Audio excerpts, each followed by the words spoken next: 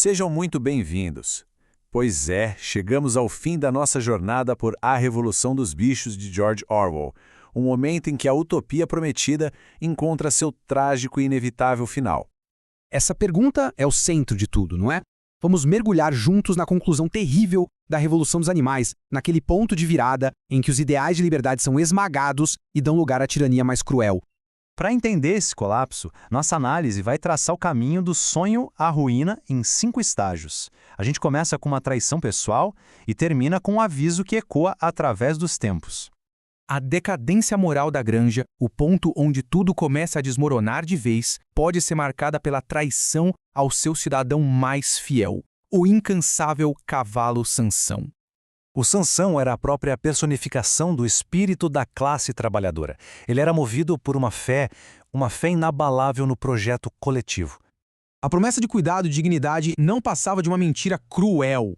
Um truque para se livrar de um trabalhador leal, cuja força e, portanto, sua utilidade tinha chegado ao fim. Essa é a traição suprema. E o destino do Sansão revela uma lição terrível. Sabe, regimes autoritários não se sustentam apenas com monstros no poder. Eles prosperam, de verdade, com a fé cega daqueles que estão abaixo. Aqueles que, por medo ou cansaço, escolhem acreditar na mentira mais confortável só para não ter que encarar a verdade devastadora. E a traição ao Sansão foi apenas o começo. Conforme os porcos vão consolidando o poder, os princípios da revolução são distorcidos até se tornarem irreconhecíveis. Olha só o abismo que se forma na granja. Enquanto a maioria dos animais sofre, os porcos se esbaldam nos luxos que eles mesmos condenavam como vícios humanos. E pensar que tudo começou com esse ideal, o animalismo. Aquele sonho de uma sociedade livre, justa, mas o que aconteceu com ele depois de anos sob essa nova liderança? E aqui a corrupção atinge seu ápice. Os 7 mandamentos, que eram a alma da revolução, são simplesmente apagados. E no lugar deles surge essa única lei.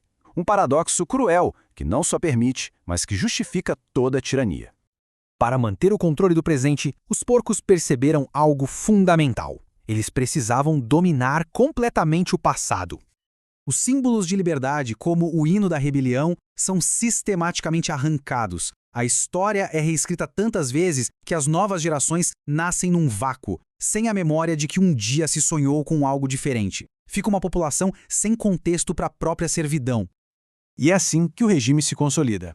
Não só com a força do chicote, mas com o silêncio imposto à memória. Apaga-se a lembrança de um mundo diferente para que o mundo atual pareça ser o único possível. E tudo isso nos leva à inesquecível e terrível cena final do livro, o momento em que a linha entre revolucionário e opressor desaparece por completo. Passo a passo, os porcos adotam cada traço de seus antigos opressores. É uma transformação grotesca final que acontece bem diante dos olhos dos outros animais. A revolução completou seu ciclo. Uma tirania foi simplesmente trocada por outra, agora totalmente indistinguível da original.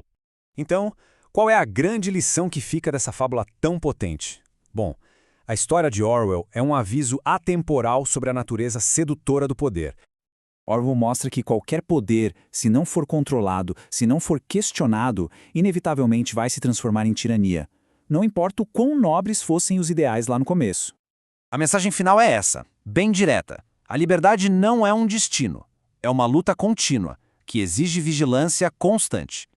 A jornada da Granja dos Bichos termina, sim, com tristeza, mas também com um espelho. Um espelho erguido para qualquer sociedade em qualquer tempo da história.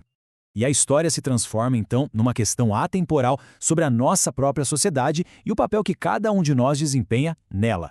Fica então a reflexão para a gente conversar nos comentários. Será que esse ciclo de poder é inevitável? Compartilhe esta análise com quem precisa se lembrar de que a liberdade é e sempre será frágil.